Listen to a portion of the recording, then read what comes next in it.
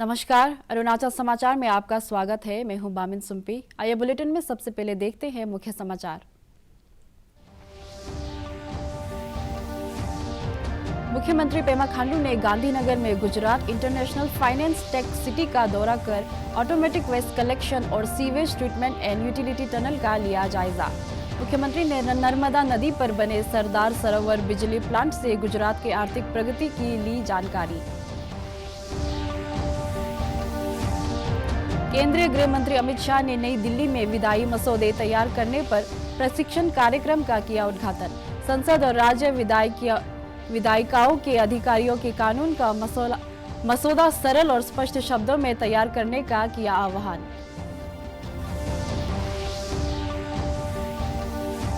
तवांग में जिला उपायुक्त कार्यालय में टीकाकरण पर डिस्ट्रिक्ट टास्क फोर्स की बैठक में प्रधानमंत्री जन आरोग्य योजना, मुख्यमंत्री अरुणाचल आयुष्मान योजना, अटल पेंशन योजना और टीकाकरण की गई समीक्षा। स्वास्थ्य सेवाओं का लाभ सुदूर इलाकों तक सुनिश्चित करने पर दिया गया जोर।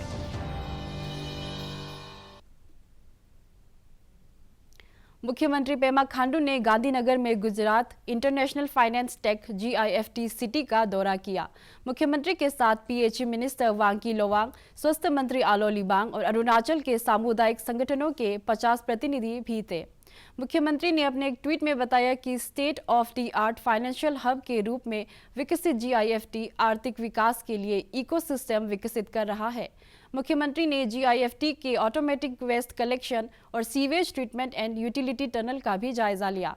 इस यूटिलिटी टनल में power cables, water treatment plant के लिए आपूर्ति और प्लांट से स्वच्छ पेयजल की आपूर्ति के साथ ही विकसित शहर के लिए जरूरी सुविधाएं मौजूद है।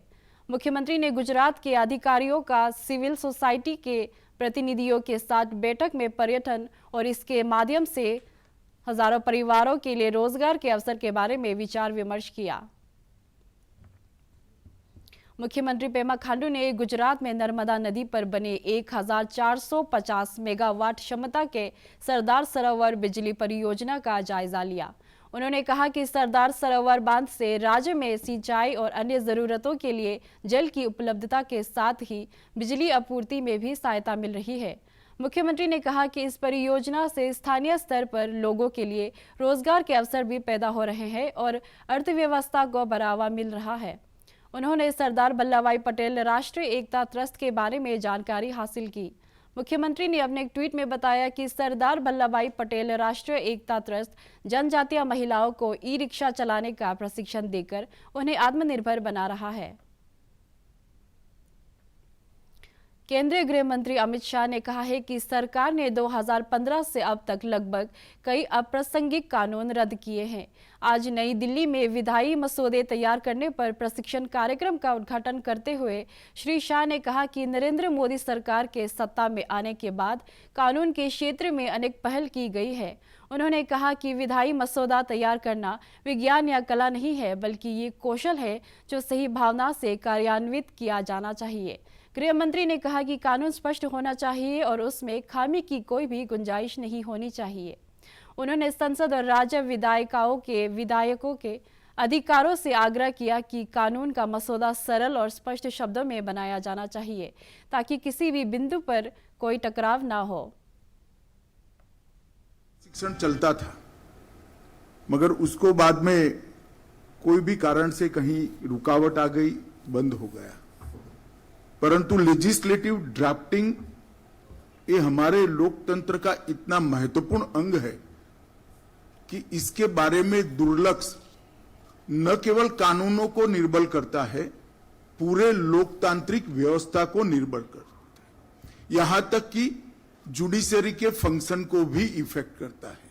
लेजिस्लेटिव ड्राफ्टिंग ये विज्ञान नहीं है और लेजिस्लेटिव ड्राफ्टिंग कला भी नहीं है।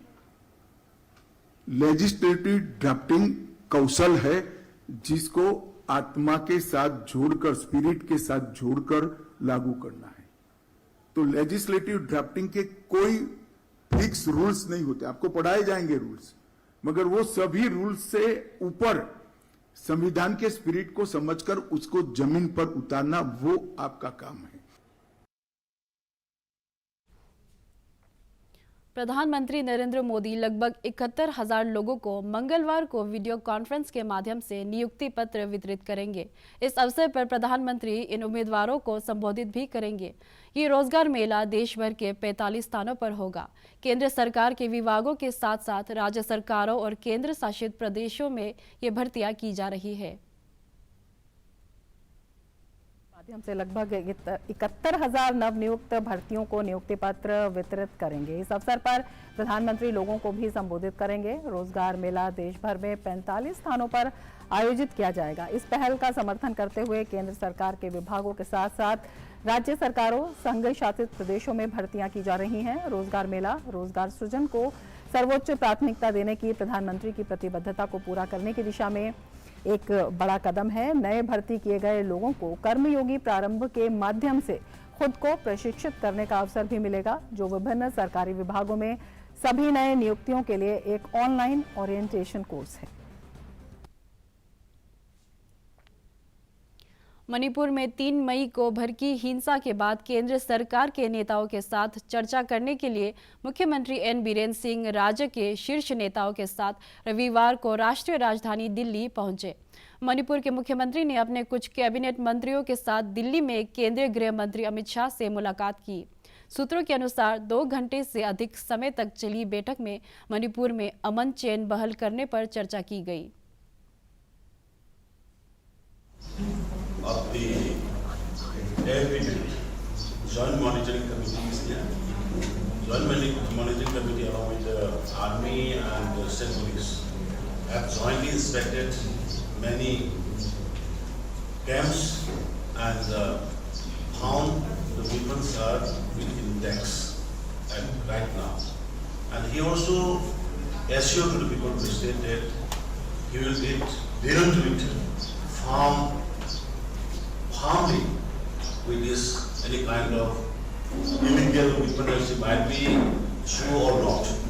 Those who are having, those who are using the illegal weapons, upon them necessary legal action will be initiated from the Home Ministry along with the state government. Tawang में जिला उपायुक्त कार्यालय में टीकाकरण पर डिस्ट्रिक्ट टास्क फोर्स की बैठक हुई। इस बैठक में जिला स्वास्थ्य अधिकारी ने प्रधानमंत्री जन आरोग्य योजना, मुख्यमंत्री अरुणाचल आयुष्मान योजना, अटल पेंशन योजना और टीकाकरण के बारे में जानकारी दी। जिला उपायुक्त ने स्वास्थ्य सेवाओं का लाभ सुदूर इलाकों के लोगों तक सुनिश्चित करने को कहा। अरुणाचल प्रदेश के राजीव गांधी यूनिवर्सिटी के अंतर्गत सभी महाविद्यालयों में सेमेस्टर परीक्षाएं आज से शुरू हो गई है। जेएन कॉलेज पासीघाट में परीक्षाओं को सुचारू रूप से आयोजित करने के लिए व्यापक प्रबंध किए गए हैं। एग्जामिनेशन हॉल में प्रवेश से पहले परीक्षार्थियों की जरूरी जांच की जा रही है। जेएन कॉलेज के प्रिंसिपल डॉक्टर तासी तालो ने बताया कि 5,000 से अधिक छात्र आज से 6 जून तक चलने वाली सेमेस्टर परीक्षाओं में हिस्सा ले रहे हैं। मैं यही कहना चाहूँगा कि आज हमारे अरुणाचल प्रदेश का जो राजीव गांधी यूनिवर्सिटी का जो 4th सेमिस्टर इवन सेमिस्टर कहते हैं, जो 2nd, 4th and 6th semester का जो बीएससी बीकॉम और बीए, ये तीनों स्ट्रीम का आज यूनिवर्सिटी का 10th सेमिस्टर आज शुरू हो रही है। और ये एग्ज़ाम हमारे आज 3 मई से लेके 6 जून तक हमारा ये एग्ज़ाम चलेगी। सभी मेरे 5,000 के ऊपर जो छात्रों को मैं बधाई देना चाहूँगा और शुभकामनाएं देता हूँ। सभी को मैं गुड लक विशिंग देना चाहूँगा। रक्षा मंत्री राजनाथ सिंह ने आज पुणे में defence institute of advance technology के 12वें दीक्षांत समारोह को संबोधित किया।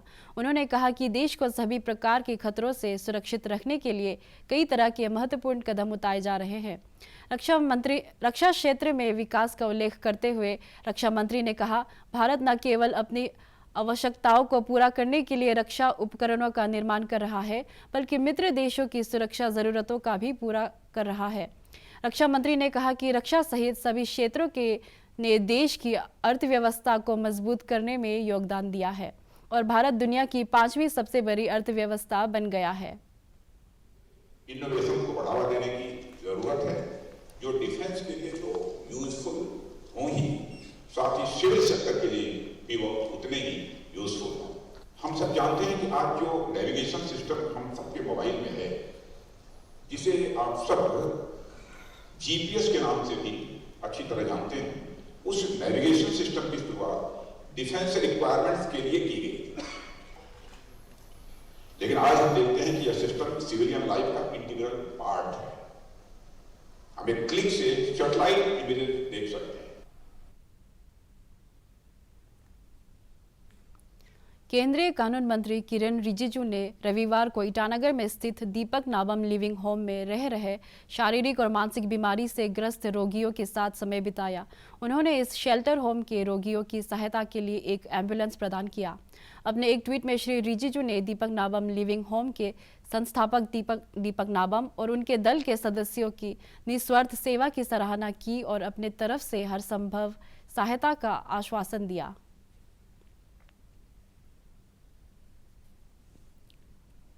मदद देगा, मुझे तो लगता है कि कम ही है। आज मैंने एक एम्बुलेंस का मदद किया है, लेकिन मैं मानता हूँ ये बहुत छोटा मदद है। इस तरह का काम करते रहना चाहिए, मदद आते रहना चाहिए। प्राइम मिनिस्टर नरेंद्र मोदी जी ने आयुष्मान भारत जो स्कीम चलाया है, उसके तहत 5 लाख रुपया आपका जिस मेडिकल रिकॉग्नाइज्ड मेडिकल में ट्रीटमेंट होगा, वहां हम लोग डिपॉजिट कर देता है। स्टेट गवर्नमेंट की तरफ से भी मुख्यमंत्री आरोग्य योजना चलाते हैं, उसका तहत भी मदद मिलता है। लेकिन ये जो मदद मिलता है हम लोग जो कर रहे हैं वो तो ठीक है, लेकिन अपने आप को भी हेल्दी रहने के लिए हम लोगों को ध्यान रखना। कई कई जगह में अभी भी पूरा बैम्बू और लकड़ी से रूम बनाया हुआ है। ये सारा इसको रिपेयरिंग करके वो पक्का बनाने में इस बार में मेरा तरफ से जो हो सकता है मैं पूरा मदद कर देंगे इस बार।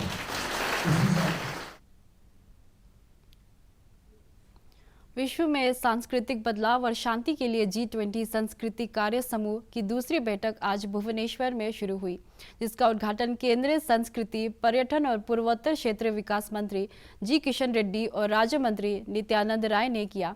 इस मौके पर G20 में शामिल देशों के प्रतिनिधि, अतिथि राष्ट्रों और कई अंतर्राष्ट्रीय संगठनों के प्रतिनिधि भाग ले रहे हैं। केंद्रीय मंत्री जी किशन रेड्डी ने अपने संबोधन में कहा कि G20 विश्व में शांति स्थापित करने और एकजुटता लाने में महत्वपूर्ण भूमिका निभा सकता है।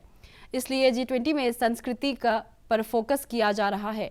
G20 संस्कृति कार्य समूह की बैठक का उद्देश्य एक पृथ्वी, एक परिवार, एक भविष्य है। विश्व में सांस्कृतिक बदलाव से इसे साकार किया जा सकता है और वासुदेव कुटुंबकम को स्थापित किया जा सकता है। Honorable Prime Minister Shri Narendra Modi has a run with the theme of Vikas Bhi aur Virasat Bhi. As we continue to focus on Vikas means development. We are also ensuring that our Virasat means heritage of ancient culture and tradition continue to be preserved.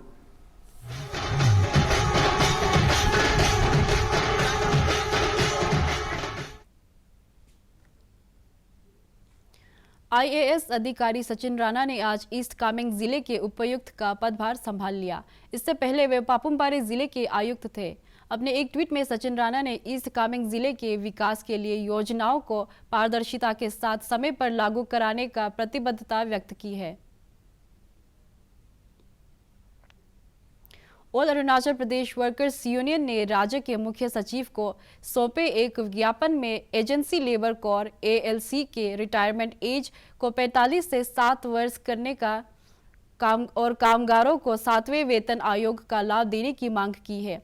Arunachal press club Itanagar में संवाददाताओं को संबोधित करते हुए all Arunachal Pradesh workers union के अध्यक्ष जे सोनम ने राज्य सरकारों से कामगारों को न्यूनतम वेतन सुनिश्चित करने और विभिन्न विभागों में कार्यरत टेक्निकल वर्कर्स के ग्रेड पे में बढ़ोतरी करने की भी मांग की है। रोइंग में दिबांग वैली डिस्ट्रिक्ट में 4 लोगों को टर्मिनेशन हुआ है। उसमें से सबसे सीनियर वाला जो 60 इयर्स हो गया उसको गवर्नमेंट की तरफ से कंपनसेशन मिला है 4 लाख, दूसरे वाला को मिला है 2 लाख, दूसरे वाला को मिला है 1,50,000। तो ये यूनिफॉर्मली नहीं हो रहा है। हम लोग का जो मांग है एलसी को 60 इयर्स में लेपारादा जिले के बासार में आत्मनिर्भर कृषि योजना के तहत जिला कृषि विभाग द्वारा चयनित किसानों को 10 tractor, 31 power tiller, 15 grass cutter, rice mill के मशीन सहित कई कृषि उपकरण वितरित किए गए। इस अवसर पर स्थानीय विधायक गोकर बासार, जिला उपायुक्त ममता रिब्बा सहित कई अधिकारी मौजूद थे। गौरतलब है कि राज्य सरकार आत्मनिर्भर कृषि और बागवानी योजना के तहत किसानों की आय बढ़ाने के लिए जरूरी उपकरण प्रदान कर रही है।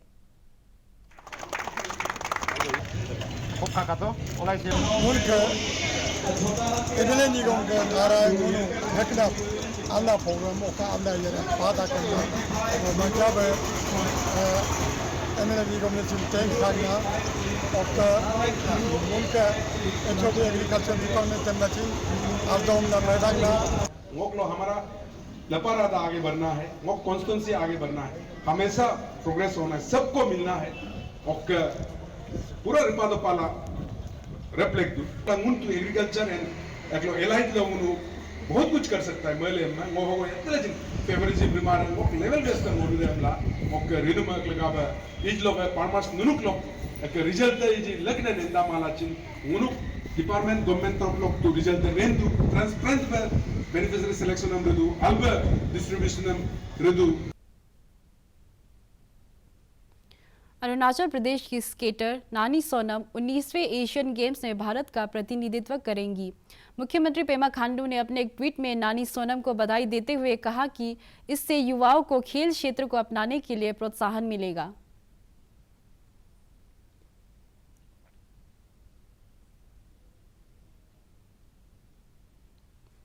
अरुणाचल समाचार के आज के अंक में इतना ही। हम कल फिर हाजिर होंगे अरुणाचल और देश दुनिया की खबरों के साथ।